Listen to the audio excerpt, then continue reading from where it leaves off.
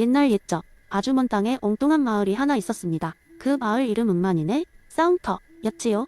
이름에서 알 수 있듯이 이곳의 사람들은 매일같이 누가 더 큰 감자를 틔우는지, 누가 더 멋진 모자를 만드는지로 싸움을 벌이며 혼란 속에서 살아가고 있었습니다. 혼란 속에서 피어난 것이 있다면 그것은 바로 끝없는 경쟁과 갈등이었습니다. 이곳은 정말이지 토마스 홉스가 말한 자연상태의 완벽한 묘사라 할 수 있었죠. 이 마을에는 진한 감색의 도포를 입고 다니는 비둘기 지붕씨가 살고 있었습니다. 지붕씨는 마을 사람들이 매일같이 싸우는 것을 지켜보며 고개를 절레절레 흔들곤 했습니다. 이러다간 마을이 산산조각 나겠어. 어떻게 하면 혼란을 잠재울 수 있을까? 지붕씨는 옥리 끝에 마을 사람들을 위한 특별한 모임을 열기로 결정했습니다. 비둘기 지붕씨는 모두를 커다란 나무 아래로 불렀습니다. 밤하늘에는 별들이 반짝였고 그 아래에 모인 사람들은 서로 눈치를 보면서도 이 모임의 참신함을 기대하고 있었습니다.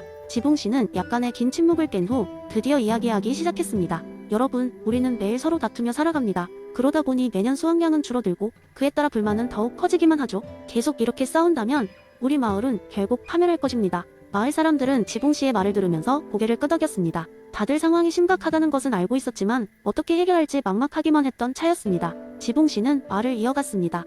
그래서 저는 우리가 모두 힘을 합쳐 새로운 사회계약을 체결해보는 것이 어떨까 합니다. 우리 모두는 감자를 포함한 마을이 모든 자원을 공평하게 나누기로 합의하고 그에 따라 새로운 규칙을 세워봅시다. 그리고 그 규칙을 집행할 강력한 지도자를 선출하는 거지요. 지붕씨의 제안에 사람들은 웅성거리기 시작했습니다. 그중 용기 내서 한 사람이 외쳤습니다. 그렇다면 누가 그 지도자가 될 수 있죠? 지붕씨는 잠시 생각에 잠긴 후 우리 모두가 신뢰할 만한 누군가가 있어야 할 것입니다. 그러니 투표를 통해 마을 사람들 각자가 자신이 믿을 만한 사람에게 표를 던집시다.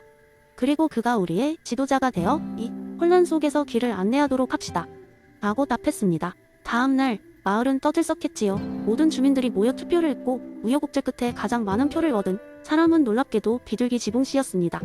그리고 그 순간부터 지붕씨는 마을을 대표하는 리더로서 새로운 규칙을 만들고 사회계약을 체결하여 혼란을 잠재우기 시작했습니다.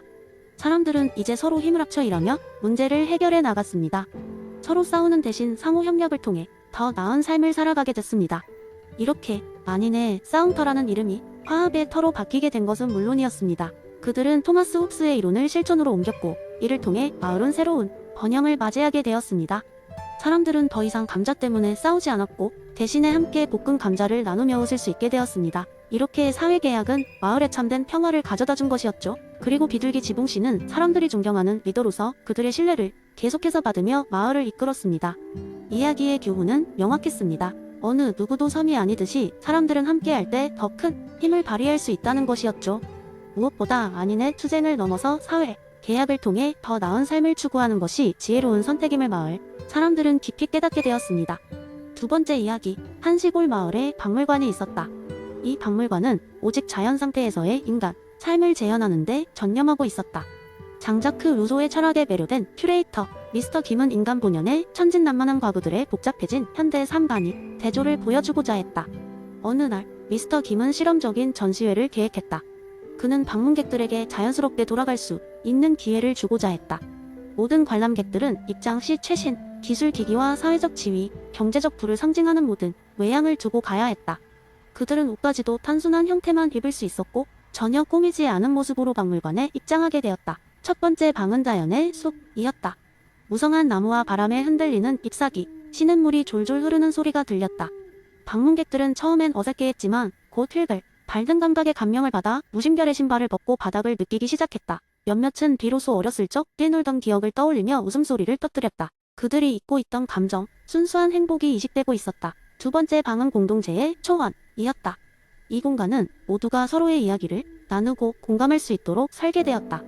현대사회의 일상적 지위나 배경을 무색하게 하는 공간에서 사람들은 처음 만난 사이임에도 깊은 대화를 주고받았다.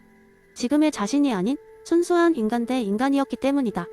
그리고 여기서 평소에 지나치기 쉬웠던 따뜻한 감정들이 여기저기서 퍼져나갔다. 마지막 방은 아이들의 세계였다. 이곳에서는 누구나 어린아이처럼 행동해야 한다는 규칙이 있었다. 처음엔 조금 민망해하던 어른들도 곧 익숙해졌고 바닥에 그네 잡고 뛰어다니며 숨바꼭질을 했다. 과거의 경계와 두려움을 넘어서서 사람들은 있는 그대로의 자신에 대해 다시금 인식하기 시작했다. 전시회를 마치고 돌아가는 방문객들은 각자 자신만의 통찰을 얻었다. 어느 사업가는 잊고 있던 자유로움과 창의력을 다시 찾았어요. 라며 웃었고 또 다른 주부는 아이들과 더 많이 놀아줘야겠어요. 라고 다짐했다. 미스터 김은 이 전시가 장기적으로 사람들의 일상에 긍정적인 영향을 미치기를 바라며 혼자 생각에 잠겼다.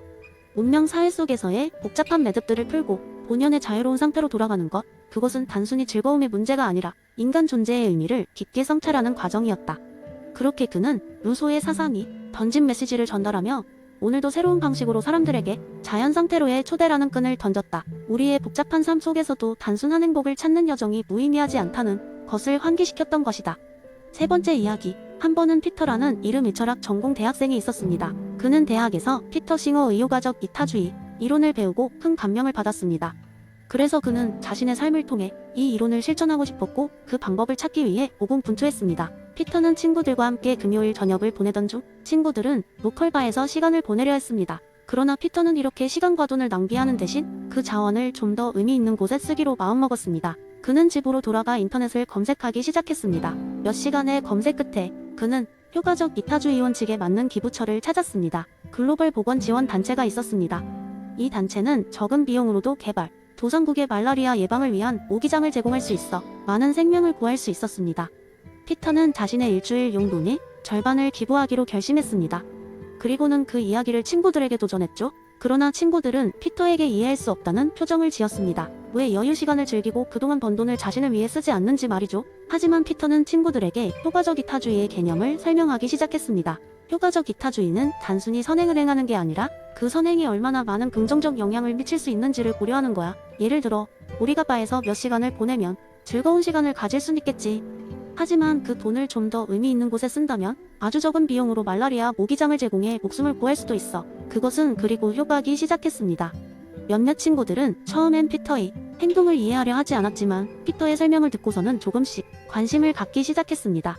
그중 한 친구, 엠마는 피터의 말에 큰 감명을 받았고 자신도 기부를 시작했습니다. 그녀는 매주 커피 한 잔을 포기하고 그 돈을 비슷한 자선단체에 기부했습니다. 이 작은 변화가 그녀의 삶에 큰 기쁨을 주었습니다. 피터와 엠마의 행동은 점점 그들의 전반적인 친구 그룹에 퍼져나갔고 많은 친구들이 각자에게 어울리는 방법으로 이타적인 삶을 살기 시작했습니다. 어떤 친구는 지역사회 봉사활동에 참여하기 시작했고 다른 친구는 자신의 전공을 살려 비영리 마케팅을 돕기도 했습니다. 이처럼 작은 씨앗이 싹트고 자라 커다란 나무가 되듯 피터의 효과적 이타주의 실천은 그와 그의 친구들 사이에서 큰 변화를 이끌어냈습니다. 그들은 매달 만나 각자 실천한 이타주의 활동에 대해 이야기했고 서로의 경험을 나누며 더 많은 사람들이 행복할 수 있는 방법을 모색했습니다. 결국 피터는 자신의 작은 실천이 얼마나 커다란 파급, 효과를 미치는지를 몸소 체험할 수 있게 되었고 이는 그의 삶을 윤리적으로 보다 풍요롭게 만들어 주었습니다.